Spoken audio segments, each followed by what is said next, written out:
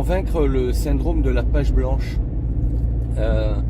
C'est vrai que quand on est créateur de contenu, c'est toujours ce qui peut nous arriver de temps en temps, c'est de ne pas avoir forcément d'idée pour rédiger soit un article ou un script de vidéo.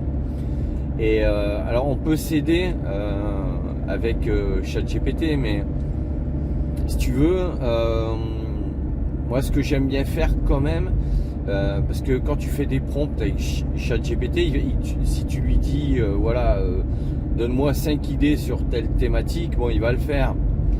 Mais moi ce que je préfère faire, c'est de rédiger moi-même mon plan, donc avec un titre de sujet, avec après minimum 3 à 5 chapitres, et de les penser.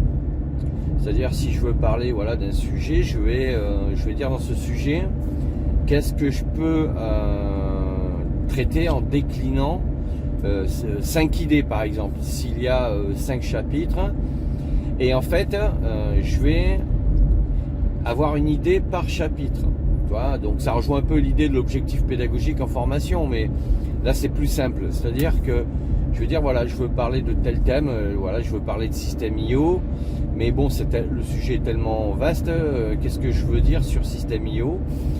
Si je parle par exemple, je sais pas moi, des tunnels de vente, voilà, et je vais à partir de là développer 3 à 5 idées pour me créer 3 à 5 chapitres. En fait, ce qu'il faut, c'est avoir une idée par chapitre, parce que une fois que tu as une idée par chapitre, alors déjà peut-être que toi tu vas commencer à rédiger 1 ou 2 lignes par chapitre, et ça va être en fait ton prompt que tu vas pouvoir donner à ChatGPT, tu vois. Tu vas lui donner de la matière, mais de la matière qui a été réfléchie, pensée par toi. Donc tu gardes la main sur le contenu, sur la créativité, et t'es pas dépendant de ChatGPT qui peut être un peu des fois imprécis, quoi.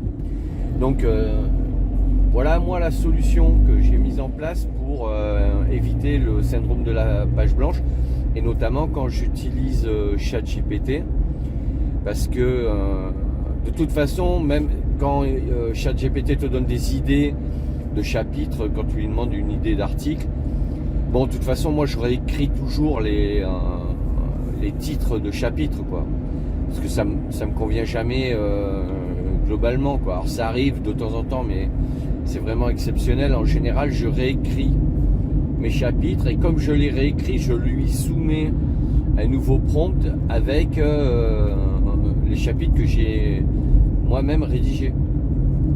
Et comme ça reste vraiment... ce qu'il faut, c'est lui donner les mots-clés, que toi tu as choisi. Et quand tu définis une idée par chapitre, c'est beaucoup plus facile.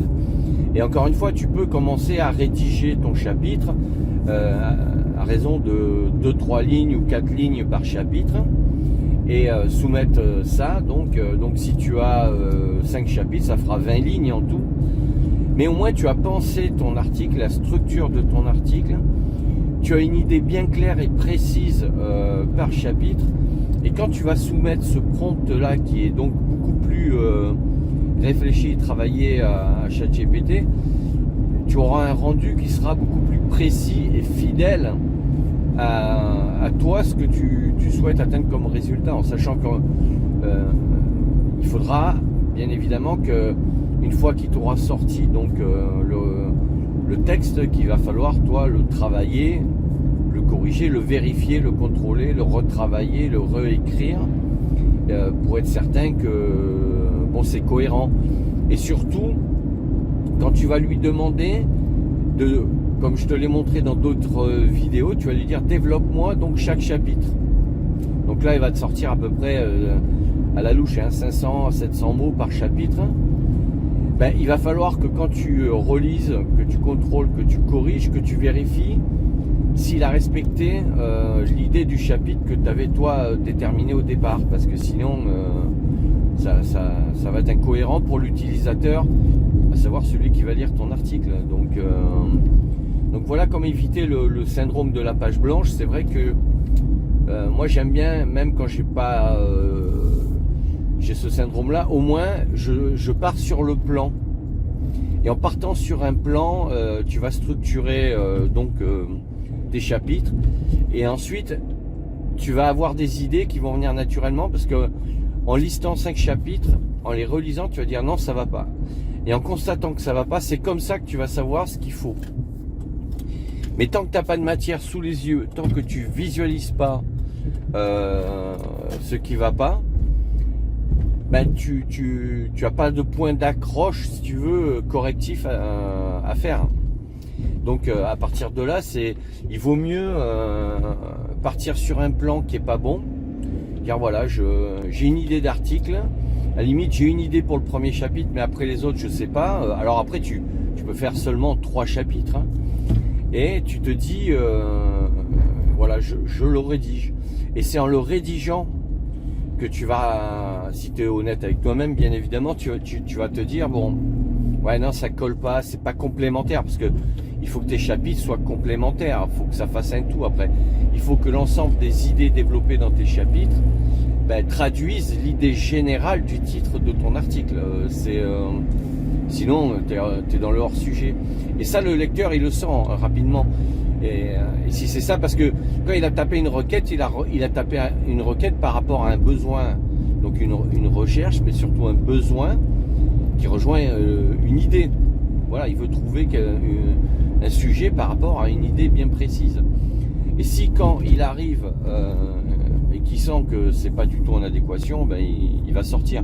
Et là, tu vas avoir un taux de rebond qui va exploser sur ton site, c'est-à-dire que le taux de rebond, c'est quand les gens arrivent sur ton site et repartent. Donc si ton taux de rebond, donc quand ils font ça, ton taux de rebond est élevé.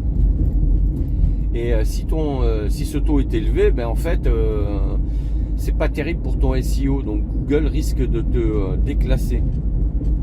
Et pour augmenter ton taux de rebond, il faut que tu sois vraiment, que tu aies des contenus qui soient en adéquation avec le titre, et que chaque chapitre soit en adéquation avec le titre de chaque chapitre, quoi, en fait, hein, tout simplement. Donc voilà comment éviter le syndrome de la page blanche, en sachant que voilà, il vaut mieux partir et rédiger un plan, même si c'est nul, si c'est mauvais, mais au moins après tu as en le relisant, tu as un point d'accroche pour constater que c'est pas bon, quoi, et tu vas te travailler dessus, quoi.